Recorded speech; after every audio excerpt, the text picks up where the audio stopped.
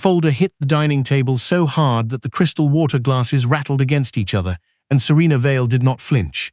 She had learned, over 11 years of marriage to Donovan Vale, that flinching only encouraged him. Donovan Vale, 42 years old, Chief Operating Officer of Westgate Property Group, stood at the head of the table in their Rosedale home. The kind of house that had been featured in Toronto Life twice. The kind that had a formal dining room no one ever used for dinner. He was still in his work shirt, collar open, the sleeves rolled up in that deliberate way that said, "I have been working too hard because of you." "You had no right," he said. Serena Vale, 36 years old, director of the Clearwater Community Housing Trust, looked at the folder. Vendor invoices, payroll attachments, a bank statement she recognized because she had seen it before, not at Westgate, but somewhere older. Somewhere that should have had nothing to do with her husband. "Donovan," she said, her voice steady, "where did you get that? Where did I get it?" He laughed, and there was nothing warm in it. "You went through my office." She had not gone through his office. She had been in his office because his assistant had emailed her by mistake a document that was meant for the Westgate board. She had opened it because her name was in it, not her married name, her other name, the one she had not used in 11 years. She did not say any of this. She pulled out the chair at the opposite end of the table and sat down. "Tell me about Petra Holdings," she said. The name landed the way she knew it would. Donovan's jaw tightened. His hands came off the table. Petra Holdings was a numbered company. It had been registered in Ontario 14 months ago, capitalized at just under $2 million, and it held a minority stake in 3 Westgate development projects: the Harbourfront Condominium Tower, the warehouse conversion in Leslieville, and the mixed-use project in Kitchener that had been struggling with cost overruns for 2 years. Serena knew all of this because she had spent 4 evenings that week sitting at the small desk in the upstairs guest room, cross-referencing the documents she had accidentally received with what was publicly available through the Ontario Business Registry. She had not slept much. "That's a Westgate subsidiary," Donovan said. "You wouldn't understand the structure." "I understand structures," she said. "I've managed a $38 million charitable trust for 6 years." He looked at her the way he had been looking at her for the last 2 years, with a particular kind of exhaustion that she had initially taken as stress and had gradually come to understand as contempt. "This has nothing to do with you," he said. "The Kitchener project received 2 capital injections from Petra Holdings totaling $800,000, Serena said.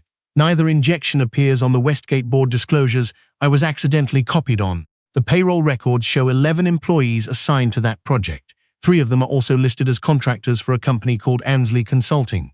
She paused. "Ansley Consulting's mailing address is this house, Donovan." He was very still. "Who is running Ansley Consulting?" she asked. He said nothing for a long moment. Then, "You need to stop. I'm asking you a question, and I'm telling you to stop."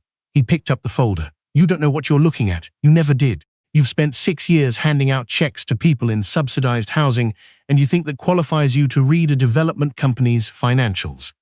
Serena looked at him. She thought about the morning 11 years ago when she had signed the marriage certificate in the office of a city clerk in downtown Toronto, and Donovan had squeezed her hand and said, "I am the luckiest man alive." She thought about how much she had believed him. "I'd like you to answer the question," she said. He left the room. She found out about Kira Ansley 6 days later, though she had suspected for longer than that. Kira Ansley, 31 years old, worked in business development at Westgate Property Group. She had been employed there for 3 years. She had a LinkedIn profile that described her as passionate about urban revitalization and showed her at a rooftop event in a Westgate-branded blazer, laughing at something off camera.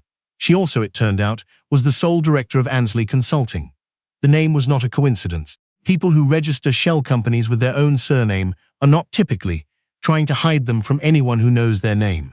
Serena had the sense that no one had expected her to look. She did not confront Donovan again. Not yet. She drove to the office of her family's solicitor. Not the solicitor she and Donovan shared for their joint estate planning, but the one her grandfather had retained for 40 years, a 70-year-old man named Arthur Bentham, who still kept paper files and who had known her since she was 8 years old.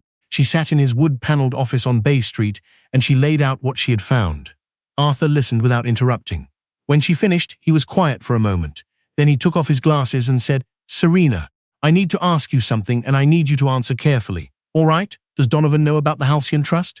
She looked at the window. Outside, the grey October sky sat flat and heavy over the financial district. "No," she said. Arthur nodded slowly. "Then we need to move before he finds out." The Halcyon Trust was not something Serena talked about. It had been established by her grandfather, Edmund Clare, in 1987. Edmund Clare had built a mid-sized commercial real estate portfolio in Ontario and Quebec over 40 years. Nothing flashy, nothing that made headlines, the kind of wealth that compounds quietly because the person holding it is more interested in building than in being seen to build. When he died, he left the majority of his estate in trust. The trust had a named beneficiary. That beneficiary was Serena. The trust held, among other things, a controlling interest in a private investment firm called Halcyon Capital Partners. Halcyon Capital managed assets for a small number of institutional clients and family offices. Its total assets under management, as of the most recent audit, were slightly over $1.4 billion. Serena had been the silent beneficial owner of this interest since she was 23 years old. She had never exercised any operational authority. She received annual trust statements that she read carefully and then filed. She had an understanding with Arthur and with the trust's portfolio manager that she would take a more active role when she was ready. She had not until now been ready. She signed the papers in Arthur's office that afternoon. Not all of them. There were layers, sequencing mattered. Arthur was precise about this. But she signed enough. On the drive home, she stopped at a grocery store and bought the ingredients for the chicken soup she made every fall, the recipe her mother had written on an index card that still lived in the kitchen drawer. She made the soup that evening. Donovan came home at 9:30 and ate a bowl of it standing at the kitchen island, looking at his phone. He did not ask how her day had been. The call came on a Wednesday morning in November. Serena was at her desk at the Clearwater Trust offices on Spadina when her assistant knocked and said there were two people from the Ontario Securities Commission in the reception area asking to speak with her. She stood up. She straightened her jacket. She walked out to reception, and the two investigators, a woman about her age and a younger man who was taking notes on a tablet, introduced themselves and asked if there was somewhere private they could speak. There was. She led them to the small boardroom and closed the door. What they told her over the next 40 minutes was this. Westgate Property Group was under investigation for misrepresentation to investors. Specifically, the Harbourfront and Kitchener projects had been marketed to a group of high-net-worth investors with financial projections that did not reflect the actual state of either development. Capital had been redirected through subsidiary structures, including Petra Holdings, in a manner that appeared to serve private interests rather than the projects. The lead investigator placed a document on the table. It was a board resolution dated 8 months ago, authorizing the Kitchener capital injections. At the bottom of the resolution was a signature, Serena's signature, or something very close to it. She looked at it for a long time. "I did not sign this," she said. The investigator exchanged a glance that she recognized. It was the glance of people who have heard this before. "Mrs. Vale," the woman said carefully, "your name appears as an authorized signatory on several Westgate internal documents. We're trying to understand the nature of your involvement." "I have no formal role at Westgate Property Group," Serena said. "I have never been a signatory on any Westgate account or board document. My name should not appear anywhere in their corporate records." She asked them to give her 24 hours before any further steps. They agreed and left her a card. She sat alone in the boardroom for 11 minutes. Then she called Arthur Bentham. She came home that evening to find that Donovan had beaten her there. He was in the kitchen, jacket still on, and there was a quality to his stillness that she had not seen before, the particular stillness of someone who has realized the timing is no longer theirs to control. "The OSC came to see me," she said. He didn't look up from the counter. "They came to Westgate this morning. They showed me a board resolution with my signature on it." Now he looked up. Her voice was even. She was aware distantly of how even it was. "You used my name." He opened his mouth. "Don't," she said. "I know what you're going to say. You're going to tell me it was a technical requirement, that it didn't mean anything, that you were going to fix it before anyone noticed. You're going to make it sound like a paperwork problem." She set her bag down on the counter. "It is not a paperwork problem. You don't understand how development finance works. I have managed a $38 million charitable trust for 6 years without a single compliance issue," she said. "I understand finance. What I don't understand is why you thought you could put my name on fraudulent documents and I would never find out." He was quiet. "Is Kira Ansley involved?" she asked. "Or did you do this to her too?" Something crossed his face then. Not guilt, exactly. Something more like calculation. "She's not part of this," he said. "She's the sole director of the company you were running payroll through." That was a formality. She didn't know what it was for. Serena looked at him. She thought about the women who came through the Clearwater Trust. Women who had been in apartments with mold in the walls and landlords who wouldn't answer calls. Women who needed someone to look at a lease and explain what it said. Women who had signed things they didn't understand because someone they trusted had told them it was a formality. "I need you to leave the house tonight," she said.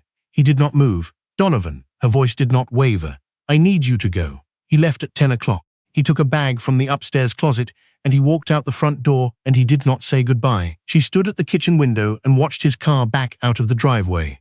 Then she sat down at the dining room table, the formal one that no one ever used, and she opened her laptop. Over the next 3 weeks, things moved quickly. Arthur filed a formal declaration on her behalf establishing that her signature had been forged on 6 Westgate documents. A handwriting analyst confirmed it within 10 days. The OSC investigation, which had initially treated her as a person of interest, reclassified her as a witness and then as a reporting party. The Westgate board, who had not known about the Petra Holdings structure, retained their own legal counsel and began a parallel internal review. 3 senior executives placed themselves on administrative leave. Donovan was suspended pending investigation. He called her 4 times. She did not answer. On a Tuesday afternoon in the 3rd week, Arthur called her at the Clearwater office and said that Westgate's legal team had reached out about a potential settlement. "They want this to stay out of the courts," he said. "They're prepared to offer a significant number." "What kind of number?" he told her. She was quiet for a moment. "What happens to the investors who lost money on the Kitchener project?" Arthur paused. "That's a separate matter. Westgate's counsel says they're prepared to address that through the OSC process." "Through the OSC process," she repeated. "So in practice, potentially not at all or not fully." "That's a reasonable concern." "Then I won't take the settlement," she said. "Not until there's a concrete commitment to full restitution for the affected investors. I want it in writing, Arthur. I want amounts, timelines, and a mechanism for enforcement." There was a pause on the line. "Serena," Arthur said, "that is going to be considerably more complicated." "I know," she said. "Do it anyway," she told her sister Waverley on a Sunday afternoon in December, sitting at the kitchen table of Waverley's house in the Beaches with mugs of tea going cold between them. Waverley was 40 years old, a high school vice principal, and the person who had once told Serena at a Christmas dinner 7 years ago that Donovan always spoke over her and she should pay attention to that. Serena had not paid attention to that. She told Waverley everything: the forged signatures, the shell companies, Kira Ansley, the OSC investigation, the settlement she had refused. She told her about Arthur Bentham. She told her about the Halcyon Trust. Waverley set down her mug. "How long have you known about the trust?" "Since I was 23, and you never told Donovan?" "No." Waverley was quiet for a moment. Then she said, "Good." Serena looked at her. "I mean it," Waverley said. "You were right not to tell him, not because you knew this would happen, you couldn't have known, but because it was yours. Some things are yours alone, and you don't owe anyone a complete accounting of yourself just because you married them." She picked up her mug again. "What are you going to do now? With the trust? With everything?" Serena thought about it. Outside the kitchen window, the lake was grey and flat, and the bare trees along the street were holding the last of the November light. "I think I'm going to take a more active role," she said. "At Halcyon. I've been waiting until I was ready, and I think the waiting is done." Waverley nodded.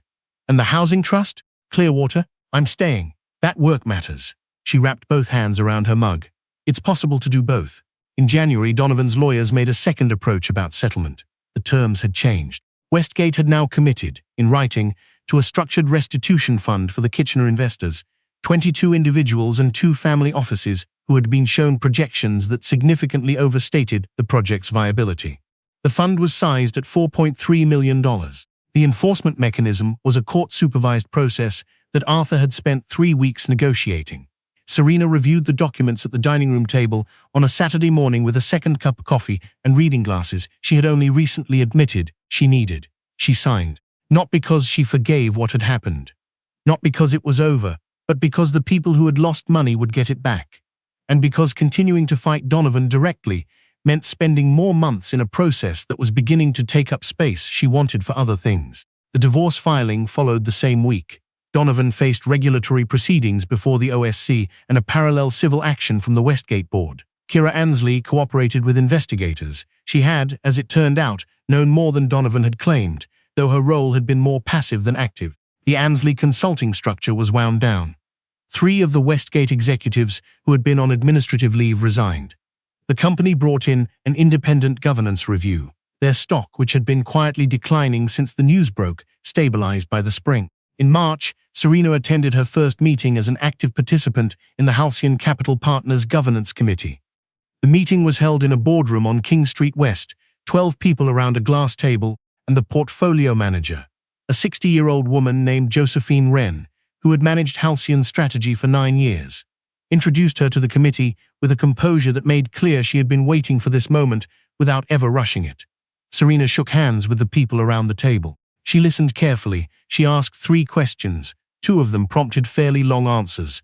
The third one prompted a silence, followed by Josephine saying, "That is an excellent point, and I don't have a good answer for it right now, but I will by next week." On the way out, one of the committee members, a man in his 50s who managed pensions for a municipal employees fund, fell into step beside her in the hallway. "I have to say," he said with a kind of careful warmth, "it's good to finally have you in the room." Serena looked at him. "I've been in the room," she said pleasantly, "just not this one." That spring, the Clearwater Community Housing Trust completed a partnership with a mid-sized developer to bring 47 units of affordable housing to a site in Scarborough that had been stalled in planning for 3 years. Serena had been working on the partnership for 18 months. It was not glamorous work. It involved a great deal of reading, a great deal of meetings, and several conversations with city planning staff that required significant patience. The groundbreak was on a Thursday in April. It was cold and the ground was still hard. There were speeches. There were hard hats and shovels. A woman who had been on the Clearwater waitlist for 2 years stood next to Serena during the speeches and said quietly, "I heard this almost didn't happen." "It almost didn't," Serena said. "What changed?" Serena thought about the right answer to that. She thought about the folder hitting the dining room table and the document with her name on it that she had not signed, and the afternoon in Arthur Bentham's office when she had signed a different set of documents, ones that were entirely hers to sign. "The timing got right," she said. The woman nodded like that made sense. It did.